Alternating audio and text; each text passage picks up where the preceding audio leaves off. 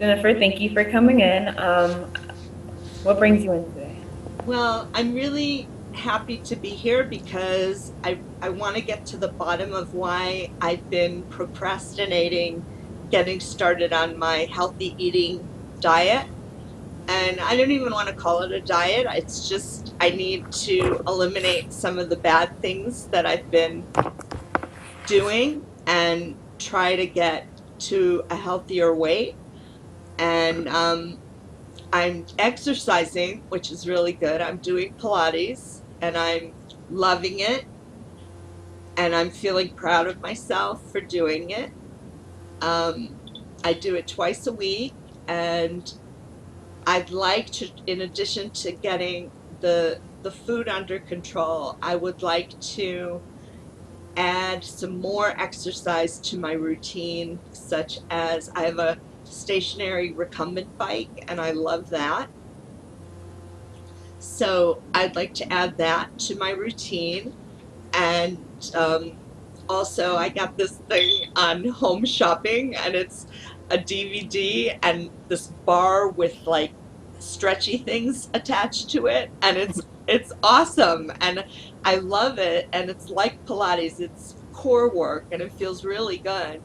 And I just between school and running my house and taking care of my husband and my son, it's hard to find the time to do the extra exercise. But I need to find the time because it's important. All right, so I hear you're very enthusiastic about coming in, getting help. I also hear you're enthusiastic about this new, journey that you're embarking on. But you also have a lot on your plate. I've heard you mention, your family life. Tell me a little bit more about that and the challenges. Well, I have a 15-year-old son who's, fairly independent. I still cook and take care of him, but he's in high school, and he actually has some health issues. He has a kidney transplant. In 2007, he was very, very sick, and he almost died. He had 7 strokes, and he had kidney failure. So he was on dialysis for 2 years, and in 2009 I gave him my kidney. So it was a really hard long journey, and um, that's why I haven't worked outside the home since, well, I was home until he was in kindergarten. He got sick in kindergarten, and that would have been my natural time to go back to work, but because he got sick, I had to be with him. I wanted to be with him and take care of him. So um, I have been, just taking care of him for the last 15 years. And so he was on dialysis, he got a transplant. He did well for 3 years, and then he had 2 years where he fought rejection issues, and that was very hard. He missed a lot of school, and he was very sick. And at one point, he was on such high doses of steroids that he developed diabetes. So we had to count his count. We had to give him insulin and Novolog and insulin and all the different drugs to control his blood sugar. And we took him to Boston for a consult up there with Boston Children's Hospital, which is the #1 pediatric nephrology program in the country. So they changed his whole medication regimen, and it saved the kidney, and he's been really good for 2 years. And so that's when this year I said, you know what, he's starting high school. I've always wanted to be a therapist. It's time to go back to school. So I got my application in and started in August. And I love school. I love being back in school. Um, it's easy to study when you love what you're studying.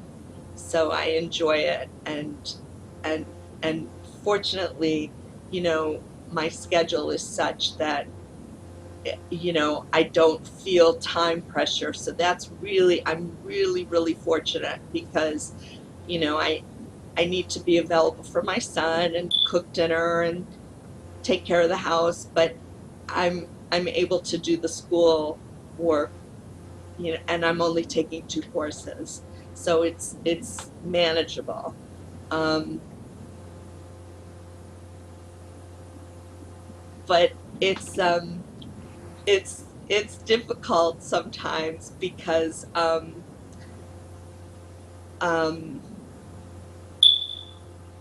because every month we take him to the doctor, and every month we wait for his blood test results, and every month we say, please let the kidney be working well. And so there's always that stress built in. And he's got a little bit of problem with blood sugar.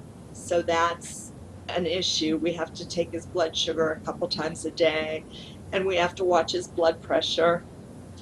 So there's still stuff, stress that we need to deal with as far as that. So, and that kind of goes into, all these many years of taking care of him. You know, I gained a lot of weight, and also they had misdiagnosed me with rheumatoid arthritis. So I had to um, I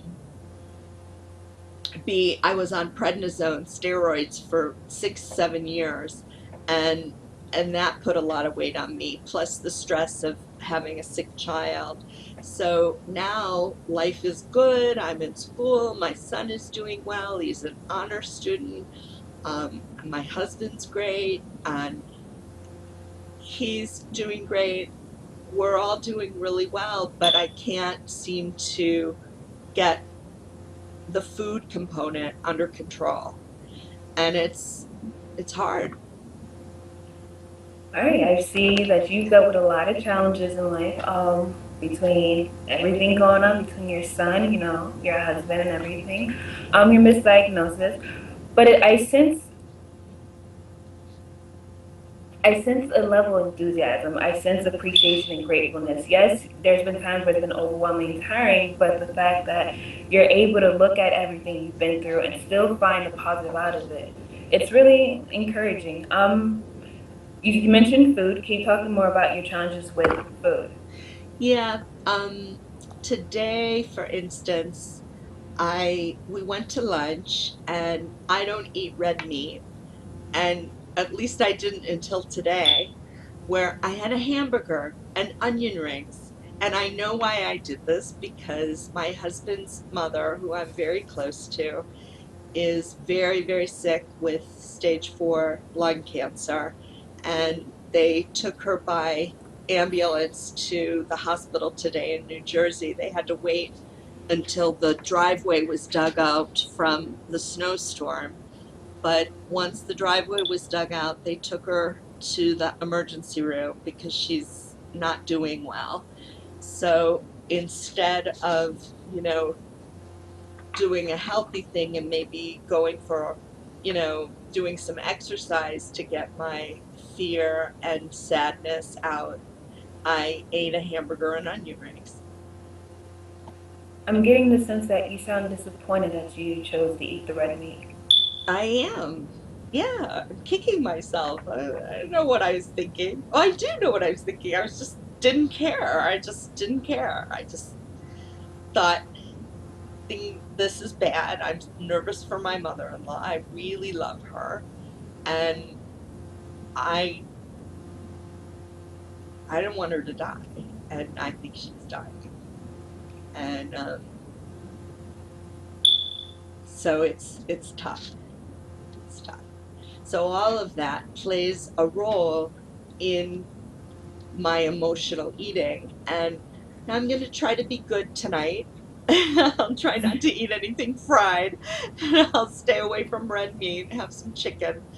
But and I have to remember a lapse is not a relapse. And so I had a bad day today with the food, but I can, I can be better tonight and be better tomorrow.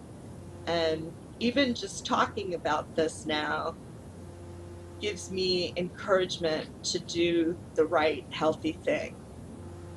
And I I could definitely sense your fear, but like I keep saying, you still remain very optimistic. Can you think of any other ways you'd probably try to deal with your emotions versus latching out to the foods you don't want to eat? um, yeah, I think I need to channel it into exercise and my schoolwork. Um, spending time with my family and, you know, talking to my friends about it.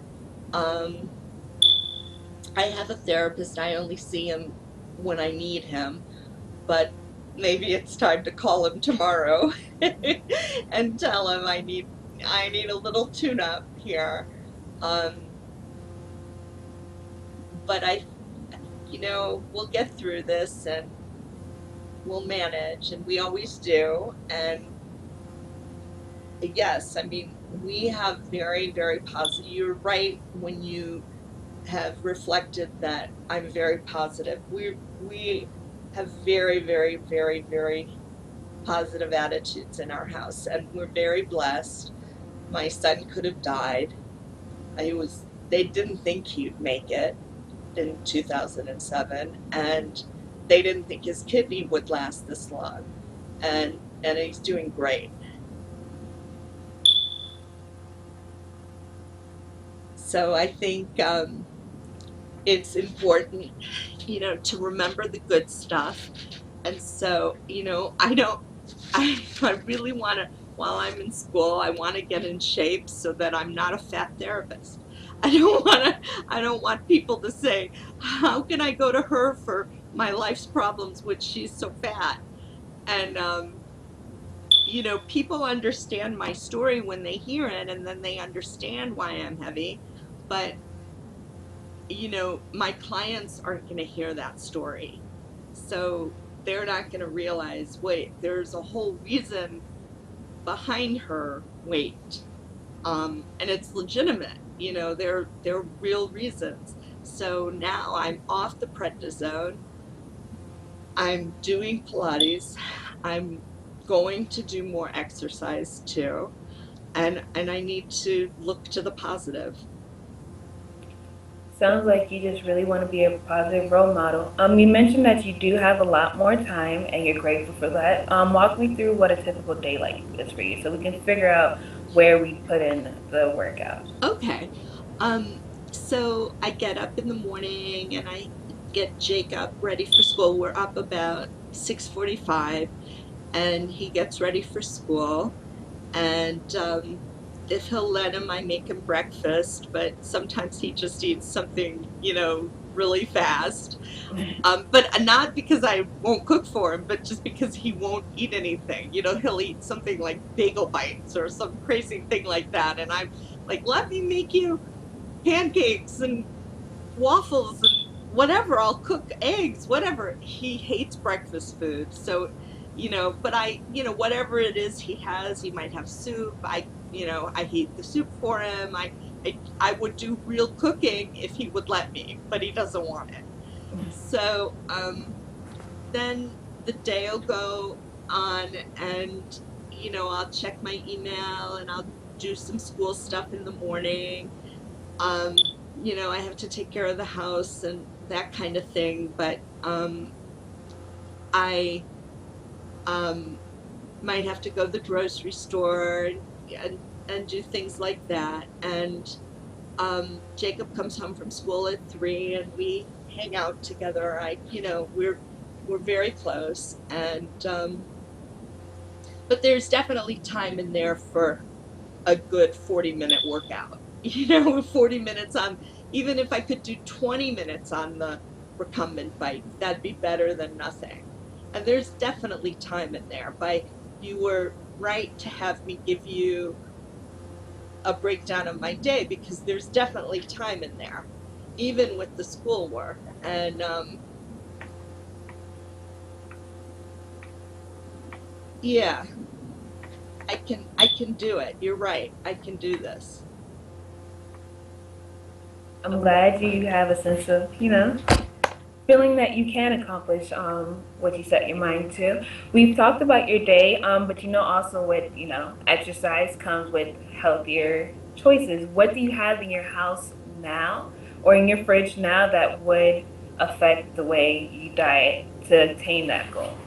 Um, well, there's stuff. My son weighs soaking wet like 105. He's about 5'4". He's not very tall, but he's very, very skinny. So, we have things in there that, he can eat. But we have a lot of fruit in the house. We have not cookies and stuff. There's like some chocolate, which is not good. That could, for me, I've got to recognize that that's a Jacob food and not a mommy food. And there's potato chips. Again, today when I found out about my mother-in-law, I grabbed the potato chips, which I don't usually eat, but I grabbed them and had a handful and said, here, and made an excuse that I was giving them to Jacob. Here, Jacob, eat some potato chips. Like, what? It was crazy. And so I think that it's it's important for me to do like an inventory of the food in the house. And I can't get it totally cleaned out because he needs to have some of it, but right now, especially with his problems with the blood sugar, we can certainly get the sweets cleaned out, and that doesn't need to be in there. And I heard you mention, your mother-in-law once again, and I can sense the sadness in your voice. How do you think your mother-in-law's being in the hospital is going to affect you taking inventory to the stuff you have in your house? um I'm not going to let it affect me. I'm gonna just take care. I gotta take care of me. There's not much I can do for her right now, and in order for me to be healthy, I've got to do this. So she would want me to do this. She was very cognizant of her weight. She might have even had an eating disorder, but that's another story for another day. But she was heavy when I met her, and then she lost her weight, and then never gained it back, and was really, really skinny, and very controlled and very regimented about how she worked out, but never judged me and always supported me. So, but maybe she can be an inspiration, and I can look to her. And she did Weight Watchers and lost her weight, 20 years ago. So maybe I can look to that for an inspiration.